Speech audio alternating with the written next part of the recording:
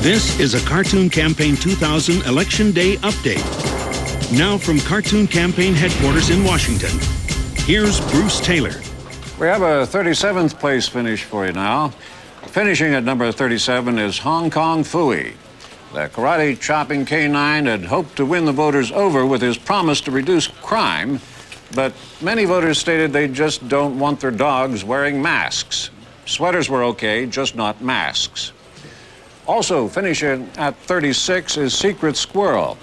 Secret Squirrel, the candidate who made Secrets a campaign platform rather than campaign killer, found out voters prefer candidates with the kind of secrets that are fun to find out.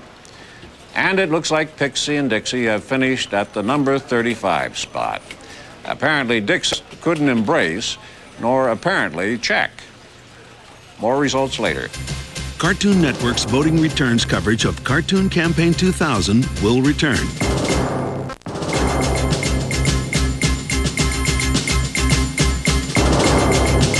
This is a Cartoon Campaign 2000 Election Day update. Now from Atlanta, here's Denise Dunbar with an update on 34th place finisher Porky Pig. I'm Denise Dunbar in Atlanta, where an emotional Porky Pig has just conceived a tearful rendition of his signature line, "That's all, folks." Some say voters were rejecting the idea of more pork in Washington, D.C., but a Bugs Bunny spokesperson claims that the Porky campaign engineered its own demise by wallowing in the mud. He also hinted that Bugs would be reaching out to Porky's supporters in the coming hours and asking them to take another look at the other white meat. For Cartoon Campaign 2000, I'm Denise Dunbar.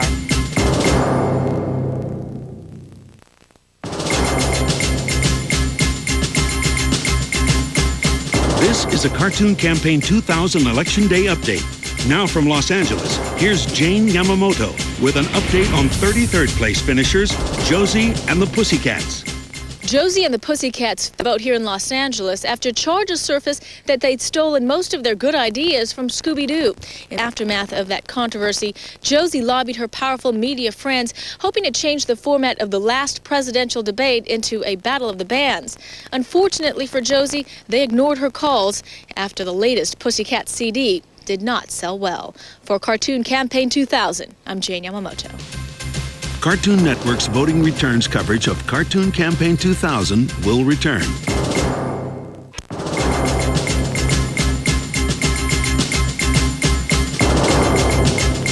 This is a Cartoon Campaign 2000 Election Day update. Now from Cartoon Campaign headquarters in Washington, here's Bruce Taylor.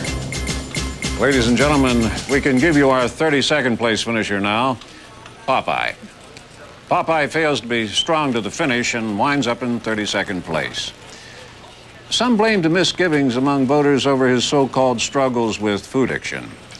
Earlier today, a source close to Popeye scoffed at that notion and then added, "What does a guy have to do around here to get a hamburger?" Once again, that's Popeye finishing in 32nd place. More election results later.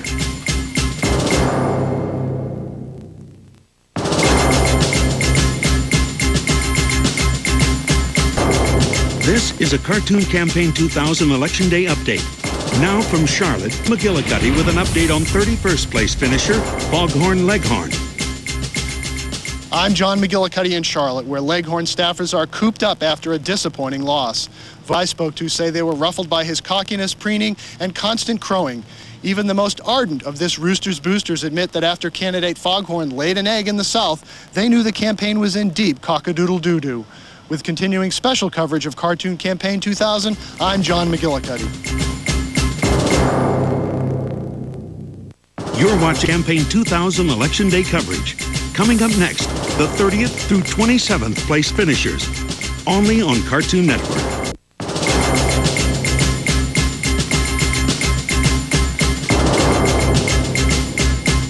This is a Cartoon Campaign 2000 Election Day update. Now from Cartoon Campaign headquarters in Washington, here's Bruce Taylor.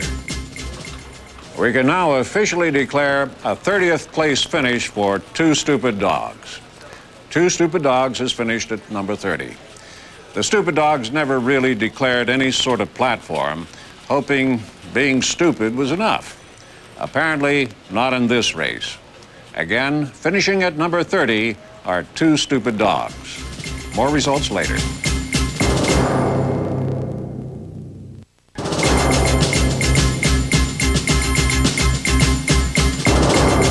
This is a Cartoon Campaign 2000 Election Day update.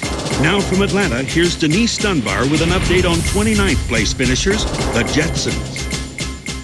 I'm Denise Dunbar in Atlanta, where local voters say they didn't support him because they thought he lacked the gravity to be commander-in-chief. Others here were bothered by the fact that Georges are already overrepresented among American presidents, and that for several years Jetson apparently failed to withhold federal employment taxes for his domestic servant Rosie. But most folks I talked with said they just couldn't support Jetson because they doubted his plan for America's future would ever materialize. For Cartoon Campaign, I'm Denise Dunbar. When we come back, Paul says Foghorn Leghorn's out of touch. I say that's just anti-Southern hogwash. Cartoon Network's voting returns coverage of Cartoon Campaign 2000 will return. This is a Cartoon Campaign 2000 Election Day update.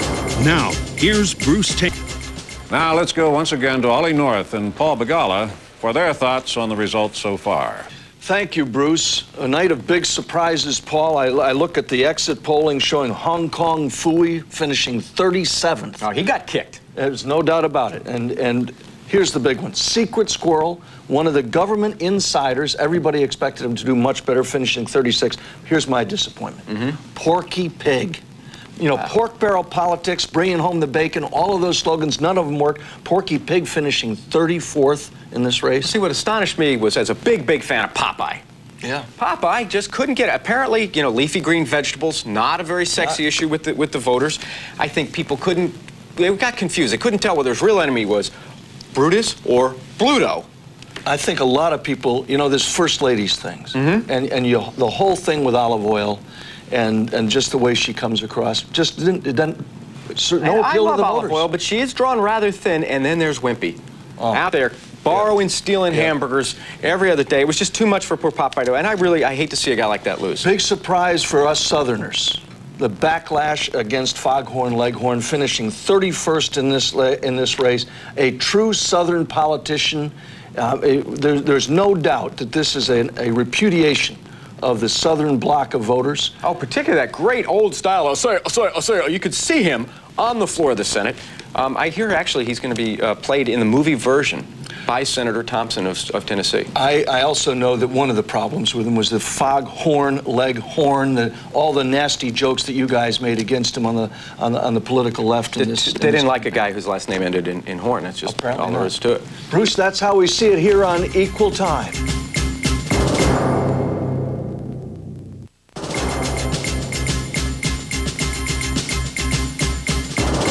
This is a Cartoon Campaign 2000 Election Day update.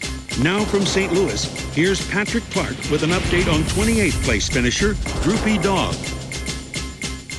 I'm Patrick Clark in St. Louis, where, as in the rest of the country, the Droopy Dog candidacy has failed to generate much excitement. His campaign was beset by problems early on in the race when Droopy was slow to respond to questions about his health. Low numbers in the polls drooped even further when he refused to release his veterinary records, leading some to believe that his medical condition may be more serious than he'd previously admitted. With continuing special coverage of Cartoon Campaign 2000, I'm Patrick Clark.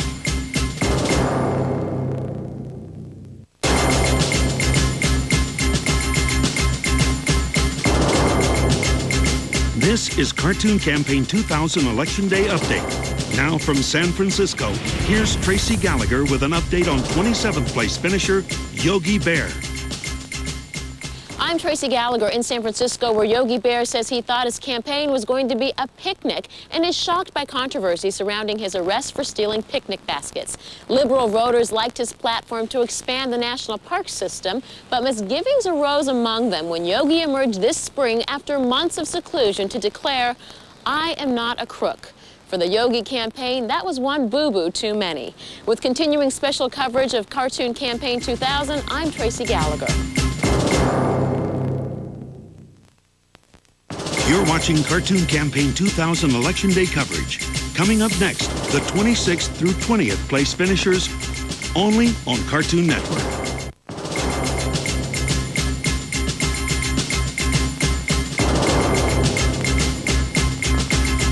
This is a Cartoon Campaign 2000 Election Day update. Now from Cartoon Campaign headquarters in Washington, here's Bruce Taylor. We have a 26th place finish we can give you. Finishing at number 26 are the Animaniacs. The Animaniacs, the irrepressible trio who promised to eat less sugar during the campaign. Voters apparently weren't convinced of the promise and chose to err on the side of peace and quiet. The Animaniacs finishing at number 26. And in 25th place, Yosemite Sam. For more on that story, we go now to Monica Schumann in Washington, D.C. I'm Monica Schumann in Washington, where diplomats are expressing relief that the next American finger on the button won't be Yosemite Sam's. For weeks, opponents blasted Sam, saying his election would mean reigniting the arms race. Sam pledged as president to shoot from the lip and not from the hip, but seemed to undermine his words by repeatedly blowing up his own campaign headquarters. With continuing special coverage of Cartoon Campaign 2000, I'm Monica Schumann.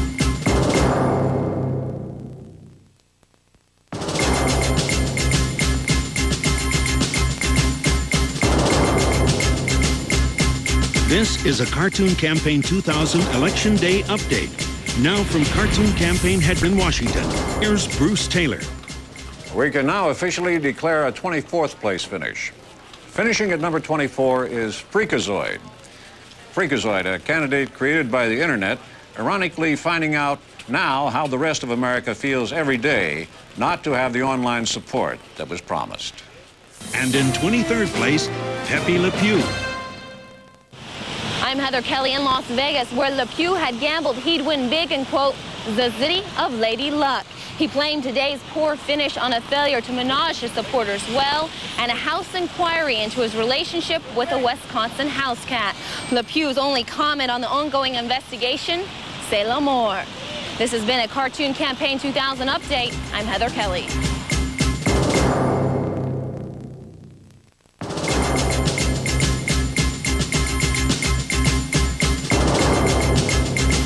This is a Cartoon Campaign 2000 Election Day update. Now from Cartoon Campaign headquarters in Washington, here's Bruce Taylor. We want to now bring you the 22nd place finisher.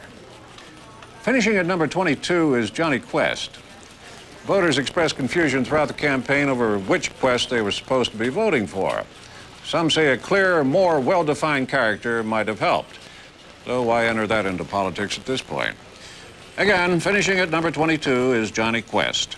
And in 21st place, I Am Weasel. For more on that story, we go now to Joe Weasel in Columbus. Moments ago, I Am Weasel conceded the election at his campaign headquarters here in Columbus. I Am was stung early when opponents accused him of being just another in a long line of weasels wanting to become president.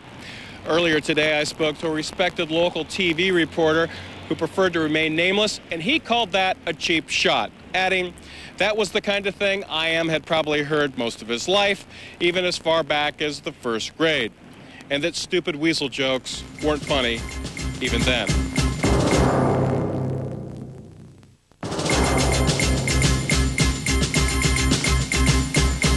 This is a Cartoon Campaign 2000 Election Day update. Now from Miami Beach, here's Monica Morales with an update on 20th place finishers Mike, Lou, and Og. I'm Monica Morales on Miami Beach, where Mike, Lou, and Og have lost their bid to become president. Voters were apparently troubled by their history of isolationism and their tendency to draw lines in the sand. For continuing special coverage of Cartoon Campaign 2000, I'm Monica Morales. Coming up next, Ollie's going to tell you why Yosemite Sam got bushwhacked and why I think he got just what he deserves. Cartoon Network's voting returns coverage of Cartoon Campaign 2000 will return.